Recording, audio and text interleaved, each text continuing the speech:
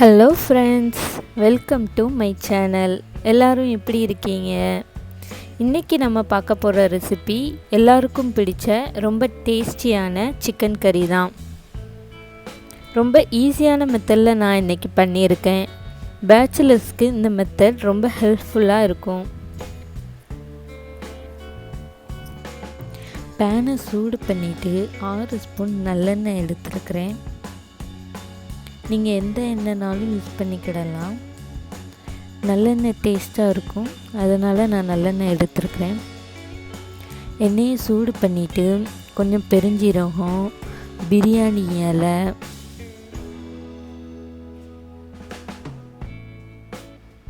நட்சத்திர சோம்பு இதை நான் ஒடிச்சு வச்சுருக்கேன். 2 கிராம்பு, பட்டை இதெல்லாம் தாளிச்சுக்கிடணும்.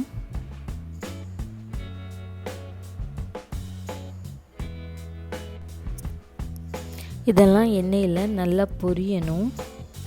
பொரிஞ்சதும் ஒரு வெங்காயம், ஒரு மிளகாய் போட்டு தாளிசம் பண்ணிக்கிறேன்.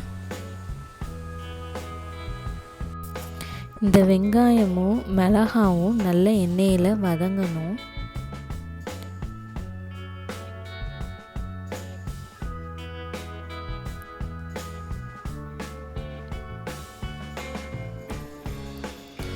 இது கொஞ்சம் வதங்க ஆரம்பித்ததும்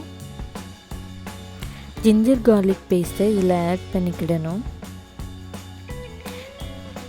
இந்த இஞ்சி பூண்டு பச்சை வாடை போகிற வரைக்கும் நல்லா ஃப்ரை பண்ணணும். இப்போ பார்த்திங்கன்னா இஞ்சி பூண்டு நல்லா வதங்கியிருக்கு. பார்த்தாலே தெரியும் எண்ணெய் நல்லா பிரிஞ்சு இஞ்சி நல்லா வதங்கியிருக்கு. இப்போது ஒரு தக்காளியை சேர்த்துக்கிறேன். தக்காளி நல்லா வதங்கிறதுக்கு உப்பு சேர்த்துக்கிறேன். சிக்கனுக்கு தேவையான உப்பையும் நான் இப்போவே சேர்த்துக்கிறேன்.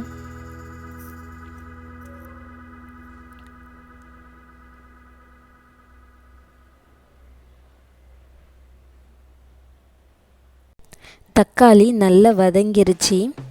இப்போ 1/2 ஸ்பூன் மிளகாய் பொடி சேர்த்துக்கிறேன். ஏற்கனவே நான் சிவப்பு மிளகாய் சேர்த்துருக்கனால ரொம்ப காரமாக இருக்கும், அதனால் நான் கம்மியாக சேர்த்துருக்கிறேன். உங்களுக்கு எவ்வளோ காரம் வேணுமோ அதுக்கு தக்கன நீங்கள் சேர்த்துக்கோங்க. 1/4 ஸ்பூன் மஞ்சள் சேர்த்துருக்கிறேன்.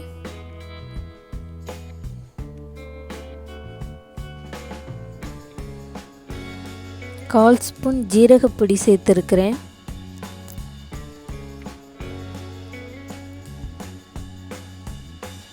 ஒரு 1/2 ஸ்பூன் கொத்தமல்லி பொடி சேர்த்துருக்கிறேன்.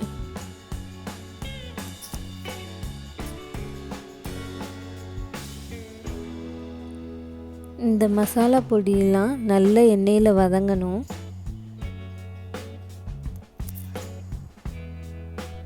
மசாலா நல்லா வதங்கிருச்சு. இப்போ இதில் சிக்கனை சேர்த்துக்கலாம். நான் ஒரு 300 கிராம் சிக்கன் எடுத்துருக்கிறேன். மசாலாவோட இந்த சிக்கனை நல்லா சேர்த்து கிளறணும்.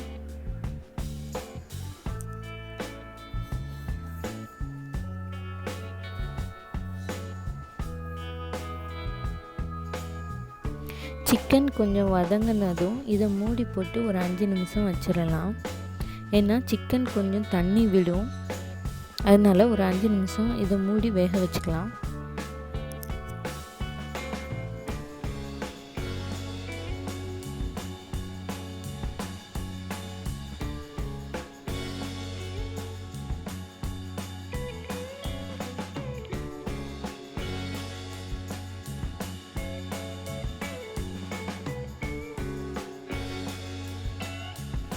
கிரேவி எவ்வளவு தேவையோ அந்த அளவுக்கு இதில் தண்ணி சேர்த்துக்கலாம்.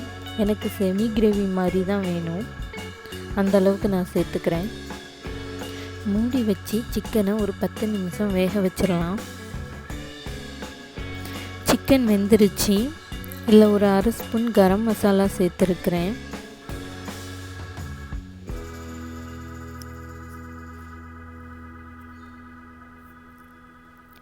கோகோனட் க்ரீம் இல்லைன்னா கோகோனட் மில்க் நம்மளுக்கு தேவையான அளவுக்கு சேர்த்துக்கலாம்.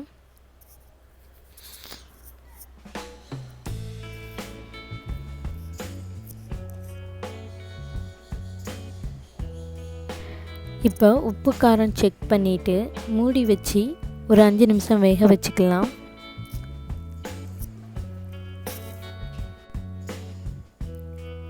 லாஸ்ட்டாக கொத்தமல்லி இலையை சேர்த்துக்கலாம். ரொம்ப டேஸ்டியான சிக்கன் கறி ரெடி ஆயிடுச்சு.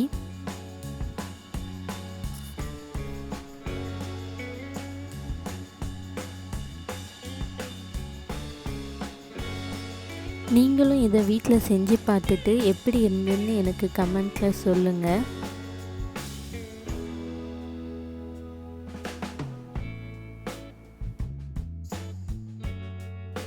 இந்த வீடியோ பிடிச்சிருந்தா லைக் பண்ணி ஷேர் பண்ணுங்கள். மறக்காமல் சப்ஸ்கிரைப் பண்ணிடுங்க. பக்கத்தில் இருக்கிற பெல் சிம்பிளை ப்ரெஸ் பண்ணிடுங்க. அடுத்த ஒரு இன்ட்ரெஸ்டிங்கான ரெசிபியோட நெக்ஸ்ட் வீடியோவில் பார்க்கலாம்.